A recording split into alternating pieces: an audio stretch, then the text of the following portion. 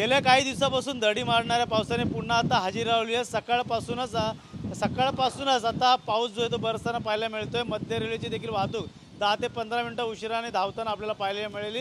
त्याचबरोबर पाहू शकतो आपण सध्या उंच अशा इमारतीवरनं हे नयनरम्य असे दृश्य दाखवू शकतो। इमारतीकडे पूर्णतः धुक्याची चादर जी आहे ती पसरलेली आहे। ठाण्यामध्ये आहोत सध्या। ठाण्याचं पूर्णतः या ठिकाणी ढग जे आहे ते या ठिकाणी पूर्णतः दृश्य जे ते पूर्ण धुकं पसरलेलं चित्र या ठिकाणी पाहायला मिळतं आहे। त्यामुळे जोरदार वारा देखील वाहत आहे। तर दुसरीकडे आता पावसाचा देखील जोर आता वाढायला सुरुवात झालेली आहे।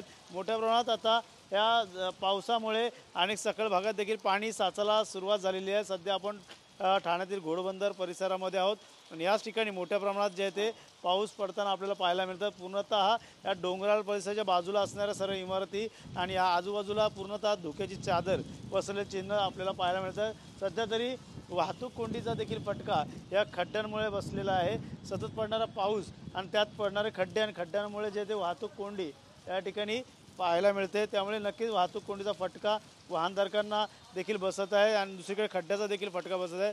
त्यामुळे सतत पडणाऱ्या पावसाने पुन्हा आता हजेरी लावलेली आहे। त्यामुळे काही ठिकाणी जे आहे ते वाहतूक कोंडीचा फटका या ठिकाणी वाहनधारकांना बसताना पाहायला मिळतात। त्यामुळे सतत पडत असणाऱ्या पावसामुळे अनेक सखल भागात देखील पाणी साचण्याची शक्यता जी आहे ते वर्तवली जात आहे। कॅमेरा अथर्वसह गणेश सुराट, TV9 मराठी, ठाणे।